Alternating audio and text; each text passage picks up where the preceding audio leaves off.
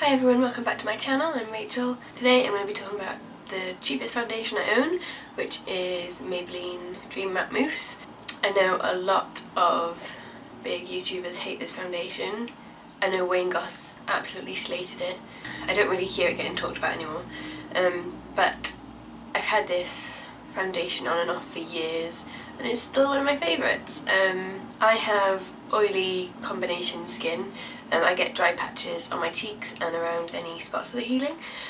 I know people with dry skin don't tend to like this foundation because it can cling to patches, so I'm going to show you how I apply it.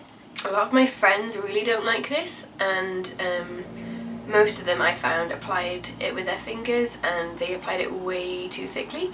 I use the Real Techniques buffing brush. And this brush was just made for this foundation. It's perfect with it.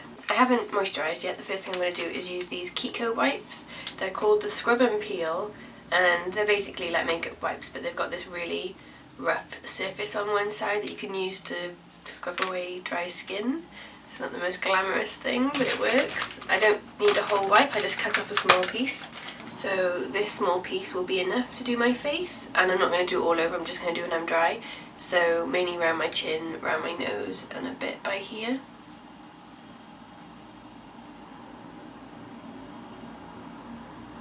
It's not particularly comfortable, it does sting a little bit, and I would only do this maybe once a week, definitely not every day. There is such a thing as too much exfoliation. So if you have any serums or whatever, apply them now. I use the Una Brennan Neroli firming one. I actually don't feel like this one does that much, but I'm using a really light moisturiser at the moment, so this one just boosts it a little bit. If you did have dry skin, I suggest using the richest moisturiser you have before using this foundation. So my moisturiser is the Boots Simply Sensitive one. Smells a bit like suntan lotion. So my shade in the foundation is 004 Light Porcelain, which I believe is the lightest shade. It's a moussey texture, and I really do just use the smallest bit. I'll show you now. See, this brush was just made, it fits perfectly. And I'm going to start off with just that tiny amount. I'll probably have to dip in a few times, but each time it'll only be around about that much. I'll start off by just doing the one side of my face. Hopefully there'll be a bit of a difference. I'd say it was light to medium coverage. You can build it up slightly, but you'll never get full coverage with it. I think this foundation blends into the skin really, really well. I've never had it go streaky, and it certainly doesn't go cakey on me.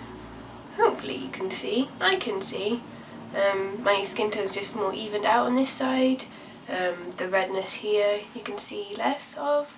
You can still see like my spots by there. Do the other side.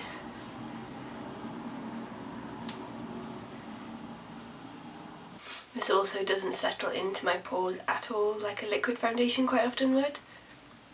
So there, that's it applied. I'll zoom you in before I do my concealer so that you can see exactly what it looks like on the skin.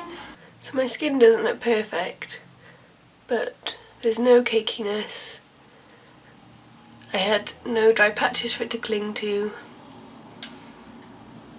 It's a nice, lightweight, light coverage foundation. I may as well just finish my face. I'm using the Bobbi Brown corrector in Light Bisque under my eyes. Not that I don't really have that much to cover. I'll just set that with my Bourjois Java rice powder. I like it for setting under the eyes because it is slightly illuminating. And it never makes my concealer look cakey.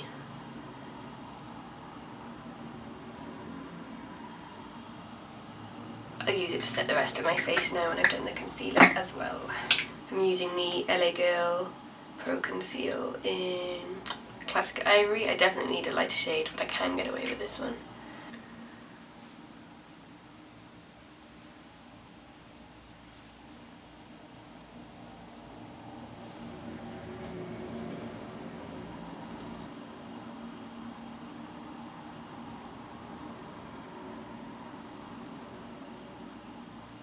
So I'm going to use the same powder to set my face, but with the Real Techniques blush brush.